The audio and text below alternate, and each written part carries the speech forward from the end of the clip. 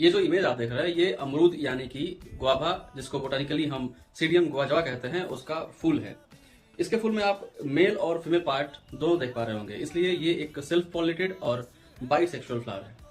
इसका origin place Mexico या फिर ट्रॉपिकल अमेरिका है। इसका क्रोमोसोम नंबर 2n=10 है, यानी कि एक डाइप्लॉइड स्पेसिस है। अमरूद और नींबू वर्गीय पौधे और अनार में एक कल्चरल प्रैक्टिस किया जाता है जिसको बहार ट्रीटमेंट कहते हैं। बहार का मतलब है फूलों का आना। इन तीनों पौधों में साल में एक से अधिक बार बहार यानी कि फूल आते हैं। पहला होता है साल के शुरुआत में, जिसका नाम है अम्बे बहार। ये आम के इन्फ्लोरेंस के टाइम से लिया गया है, आम यानी अम्बे, और जिस टाइम पे आम में फूल आते हैं उसी टाइम इन तीनों पौधों में फूल आते हैं, इसलिए अम्बे बहार, जिसका टाइम है फरवरी मार्च। दूसरा बहार है साल के बीच में आने वाला मृग बहार, जो मई जून में आता है। और तीसरा बहार है साल के अंत में आने वाला हस्त बहार, जो नवंबर दिसंबर में आता है।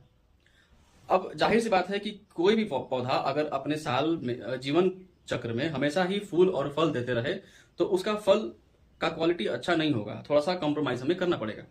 इसलिए हम बहार ट्रीटमेंट करते हैं। बहार ट्रीटमेंट का मतलब ये हुआ कि इन तीनों बहार में से कोई 2 बहार स्किप कर जाओ और 1 बहार से फल लो। तो हमें यह पता करना है कि इन तीनों बहार में से सबसे अच्छा बहार कौन है। तो बारी बारी से जानते हैं तीनों बहार के टाइम को। पहला बहार जो फरवरी मार्च में फूल आते हैं और उसके 5 महीने बाद फल देता है। दूसरा मृग बहार, जिसमें मई जून में फूल आते हैं और 5 महीने बाद यानी नवंबर दिसंबर में फल देता है।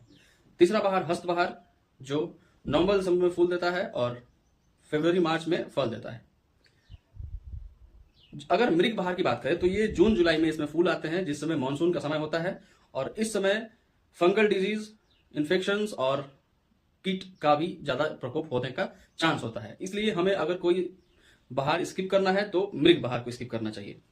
दूसरा बहार अगर हमें स्किप करना है तो वो अम्बे बहार है।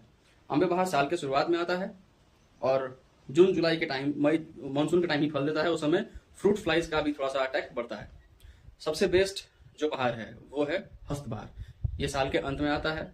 जो हस्त बहार से हम फल लेते हैं उसका TSS अच्छा होता है और फ्रूट का शेप और साइज भी अच्छा होता है। तो सबसे जो उत्तम बहार है वो हस्त बहार है। अब बहार कंट्रोल करने का नियम क्या है। जब फूल आने का टाइम होता है उससे 2 महीने पहले हमें इरिगेशन रोक देना है, तो सारे फूल झड़ जाएंगे, फूल से फल नहीं बढ़ेंगे। दूसरा जो तरीका है वो है नेप्थलिक एसिटिक एसिड का स्प्रे करना। और एक और तरीका है जिसमें हम 10 से 20 ppm यूरिया का स्प्रे करते हैं। अगर आपको ये वीडियो अच्छी लगी हो तो दोस्तों तक पहुंचाएं, वीडियो को लाइक